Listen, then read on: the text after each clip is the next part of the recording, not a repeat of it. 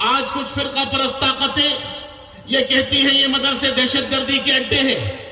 وہ یہ کہتے ہیں کہ ان مدرسوں کے اندر دہشت گردی کی تعلیم دی جاتی ہے. میں ان لوگوں سے یہ کہنا چاہتا ہوں کہ آئیں وہ لوگ ہمارے مدرسوں کے اندر دیکھیں, آگے جائزہ لیں, وہ کان کھول کے سن لیں. وہ لوگ جو یہ کہتے ہیں کہ مدارس دہشت گردی کے اڈے ہیں, میرے بھائیوں اگر مدرسے نہ ہوتے تو اس ملک میں تم لوگ جنگ بھی نہیں جیت پاتے اور جنگ ہارتے رہتے. انہی مدرسوں کی وجہ سے آج اس ملک کے اندر ہم اور آپ سانس آزادی کی لے رہے. انہی مدرسوں کی قربانیاں ہیں, انہی مدرسوں کی دین ہے, جن مدرسوں نے آج اس ملک کے اندر اور پوری دنیا کے اندر اسلام پھیلا رہے, اسلام کو کام کر رہے, اسلام کو فروغ دے رہے. یہی مدارس کی دین ہے. کچھ فرقہ پرست طاقتیں یہ کہتی ہیں کہ مسلمان دہشت گرد ہیں. میں یہ کہتا ہوں الزام مت لگاؤ, مدارس میں جا کر دیکھو, مدارس میں پکے ثبوت تیار کرتے ہیں, اسلام کے سپاہی تیار ہوتے ہیں, اسلام کے مجاہد تیار ہوتے ہیں, اسلام کو بچانے کی بات کرتے ہیں, اسلام کو جینے کی بات کرتے ہیں, اسلام کے لیے حفاظت کرتے ہیں. یہی مدارس ہیں جنہوں نے اس ملک کے اندر آج انہوں نے آزادی ہمیں دلوائی ہے. برادران اسلام, آپ جانتے ہیں اس دور کے اندر آج کی جو حکومتیں موجود ہیں وہ یہ سمجھ رہی ہیں کہ ہمیں حکومتیں مل گئی, ہم ہمیشہ اس ملک پر قابض رہیں گے. میرے بھائیوں, بڑی بڑی حکومتیں آئیں, بڑے بڑے بادشاہ, بڑی بڑی سلطنتیں آئیں, ختم ہو گئے, ان کے وجود ختم ہو گئے, ان کے نام لینے والے باقی نہیں رہے. میرے بھائیوں, باقی وہی رہتا ہے جس کے اندر انسانیت ہوتی ہے, شرافت ہوتی ہے, اخلاق ہوتا ہے, ایمانداری ہوتی ہے. کیونکہ جو لوگ ظالم ہوتے ہیں وہ ظالم کبھی دنیا میں ٹک نہیں سکتے, اور جو لوگ جن لوگوں کے اندر انسانیت اور انسانیت کا درد ہوتا ہے وہ دنیا میں ترقی کرتے ہیں, اور وہ دنیا اور وہ ملک کے اندر نام پیدا کرتے ہیں. میرے بھائیوں, آج لوگ یہ کہتے ہیں کہ ان مدرسوں میں کیا پڑھایا جاتا ہے؟ قرآن کی تعلیم دی جاتی ہے, حدیث کی تعلیم دی جاتی ہے, قال اللہ قال رسول کی صدائیں بلند کی جاتی ہیں. ان کے اندر مذہبی تعلیم دی جاتی ہے. یہ علماء تیار کر رہے ہیں, یہ مفتیان نظام تیار کر رہے ہیں. آپ نے دیکھا ہوگا ہندوستان کے اندر کبھی بھی مدرسے کے پڑھنے والے روڈوں پہ چکا جام نہیں کرتے, کبھی احتجاج نہیں کرتے, کبھی غدر نہیں کرتے, کبھی کسی گاڑی کے شیشے نہیں توڑتے. لیکن برخلاف اس کے اسکول اور کالج کے پڑھنے والے روڈوں پہ آ کے ہنگامہ کرتے ہیں, چکا جام کرتے ہیں, سڑک پر غدر کرتے ہیں. کبھی آپ نے داڑھی والوں کو غدر کرتے ہوئے نہیں دیکھا ہوگا, کبھی طلبہ کو آپ نے غدر کرتے ہوئے نہیں دیکھا ہوگا. مسلمانوں, یہی مدرسے کے اندر سکھایا جاتا ہے اس ملک کو نقصان نہیں پہنچانا, اس ملک کی حفاظت کرنا, اس ملک سے محبت کرنا. انہی مدرسوں میں سکھایا جاتا ہے, اور یہی مدرسے کام کر رہے ہیں. آج ہمارے مدرسوں کو ٹارگٹ کیا جاتا ہے, ہماری مسجدوں کو مسمار کیا جا رہا ہے. آپ کو معلوم ہے اس ملک کے اندر, ہندوستان کے اندر بابری مسجد شہید کر دی گئی, بابری مسجد چھین لی گئی. حکومت کا فیصلہ آیا, ہم نے تسلیم کر لیا. اب گیان واپی کا فیصلہ آیا, کل کسی اور مسجد کا فیصلہ آئے گا, پرسوں کسی اور مسجد کا فیصلہ آئے گا. مسلمانوں, عدالتیں اب انصاف نہیں کر رہی, عدالتوں سے انصاف ختم ہوتا جا رہا ہے. ہمارے جمعیت علماء کے صدر حضرت مولانا سید ارشد مدنی صاحب نے کہا کہ دستور کو, قانون کو آگ لگا دو.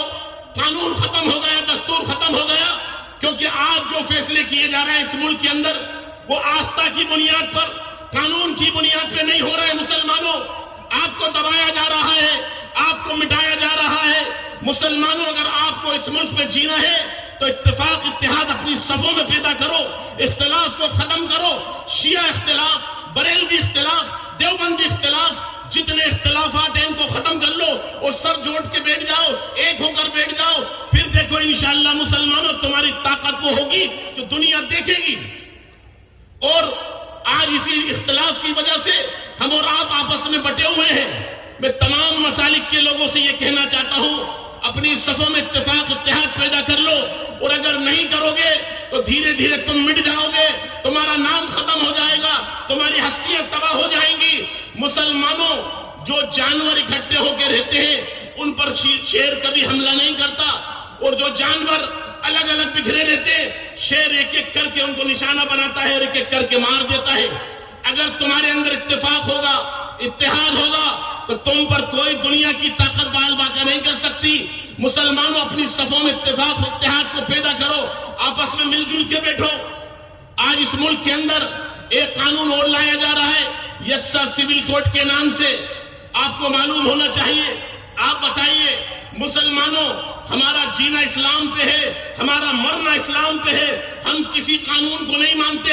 ہاں قانون ٹھیک ہے، اپنی جگہ ہے، لیکن اسلام میں شریعت کے قانون کے اندر ہم کسی قانون کو برداشت نہیں کریں گے۔ ہمارا قانون، ہمارا مذہب اسلام ہے، اسلام پہ ہی چلیں گے، اسلام پہ ہی جئیں گے، اسلام پہ ہی مریں گے۔ اگر اس کے خلاف یا اگر اس میں مداخلت کی تو سمجھ لیجیے ہم مر جائیں گے، ہم مٹ جائیں گے، لیکن ہم اس کو تسلیم نہیں کریں گے۔ ہماری شکل، ہماری صورتیں، ہماری لباس، ہماری وضاقت اسلامی ہوگی، کیونکہ اس ملک کا دستور جو بنایا گیا وہ سیکولر بنایا گیا اور ایسا بنایا گیا کہ ہندو، مسلمان، سکھ، عیسائی سب اپنے اپنے مذہبوں پر عمل کر سکے اور وہ اپنے اپنے مذہبوں کے مطابق زندگی گزار سکے۔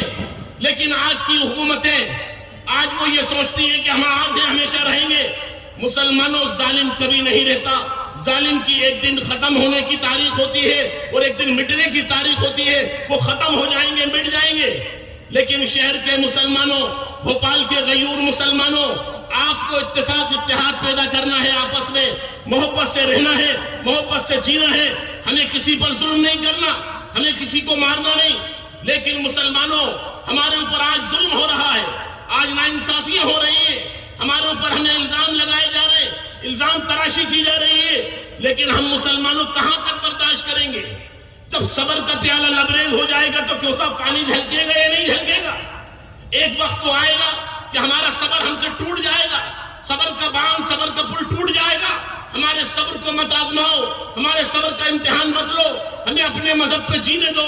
نوکریاں نہیں چاہیے، تجارتیں آپ سے نہیں چاہیے، آپ کاروبار مت دو، ہمیں اللہ رزق دینے والا ہے، لیکن ہمارے مذہب میں مداخلت مت کرو۔ ہم بس اتنا ہی درخواست کرتے ہیں حکومت سے، ہمیں اپنے مذہب کے مطابق جینے دو۔ نوکریاں بھی نہیں دی، کوئی بات نہیں، تجارت نقصان کری مت دو، لیکن رزق دینے والا اللہ ہے۔ ہمیں دنیا میں رہنا ہے، اسلام کے مطابق رہنا ہے۔ مدارس کو مضبوط کرو، مدارس کو کھڑا کرو، مدارس میں اپنے بچوں کو پڑھاؤ، اپنے بچوں کو دینی تعلیم دو۔ انشاءاللہ یہ مدرسے ترقی کریں گے، آپ کے اندر بھی اسلام پیدا ہوگا، آپ کے گھر میں بھی دین پیدا ہوگا، آپ کی بہن بیٹیاں بھی اسلامی شکل صورت اختیار کریں، لباس اختیار کریں۔ یہی آج اس کی ضرورت ہے۔ اگر ہم نے یہ نہیں کیا تو ہماری جوان نسلیں، جوان بہن بیٹیاں مرتد ہو جائیں گی، ایمان سے دور ہو جائیں گی۔ آج ایجوکیشن کے نام پہ، تعلیم کے نام پہ ہماری جوان بچیاں مرتد ہو رہی ہیں۔